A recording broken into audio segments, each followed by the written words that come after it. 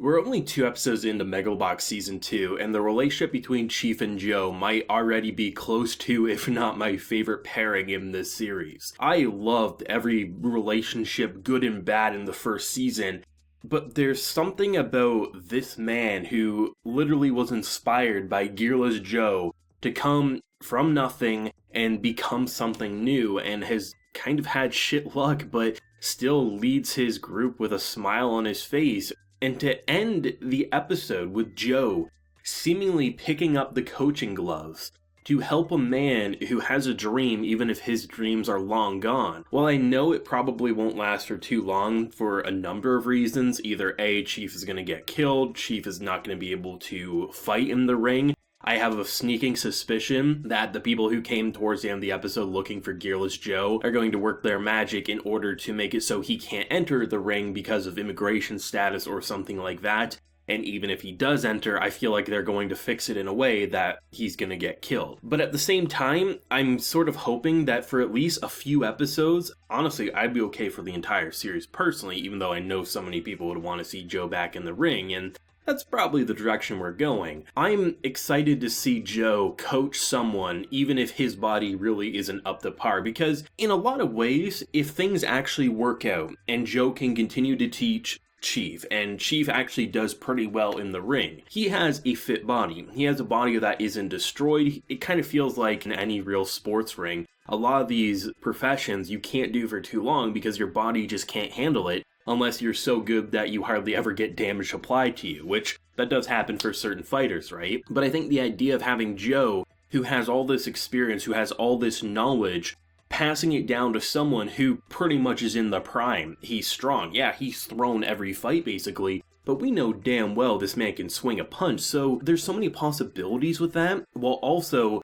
having the lingering depression and getting fully revealed that, Joe is fully blaming himself for his mentor's death. And it hits you pretty hard. It hits you like a freight train, it feels like. Not a truck, it feels like a freight train.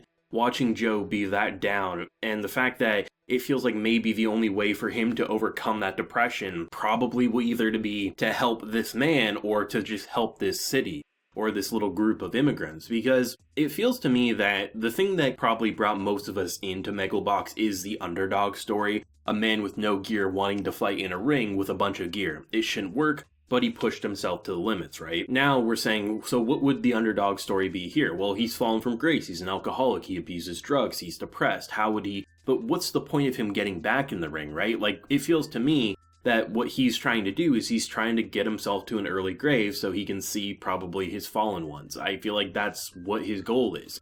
But there's something now roping him back in, a group of people who are struggling, that he has the ability to help them in their current times of need. And it's going to be fascinating to see the direction they do take with these two, because it feels to me, the realistic side anyway, is saying what's going to happen is most likely something will stop Chief from entering unless Joe also enters. And most likely, both of them will have to fight. But the issue with that is literally Joe will die. There's no questions about it, because unless he can somehow avoid every punch, I mean, this man, he was pissing blood at the end of Season 1 last time, right? How is his body going to be able to handle the ring? It makes a lot of sense for him wanting to coach, but will people really allow him to do that? Because the name Gearless Joe will bring in way more money than the immigrant chief. That's simply how they will propel it. That's exactly how these people, I mean, we see the racism, we see the discrimination, that's exactly how this world will treat them, and it's going to be interesting. It feels like no matter what though, I feel like the realism is saying, hey, either Chief or Joe or both are gonna die by the time the show's over. And I mean, on one hand, I could see like, a dead Joe holding some money so they get to live in their park. But I mean, it's just painful, but it has you so excited but fearful of where Megalobox Season 2 can go. And honestly, I was really surprised by the number of new characters that had me interested. I mean, having Mio, a character who he is from an immigrant family and he's just wanting to fit in, so he hangs out with delinquents, and yeah, he gets himself into trouble. I mean, it's understandable how something like that could happen given the circumstances, and to see him get himself into more and more trouble just to try to find a place in life is disappointing that circumstances brought him like that. Or even the mother who, honestly, I'm interested to see, because at first with the way they were directing, I was like, oh, they're going to give Joe a love interest and then they're going to kill her for some emotional pain. But I'm curious at this point because Joe seems very fixated on just helping the group as a whole. I'm curious if there will ever be a relationship between her and either Chief or her and Joe. I'm going to be interested though, because I feel like either one of those will probably end up in some sort of romantic kind of like bubble. And whenever that happens, that's when the red flags are really going to get going for me, because this is a brutal world we've seen as such in season 1, and it feels like it's even worse in season 2. But I really appreciate just how like drop dead gorgeous this episode was, and how amazing the opening was.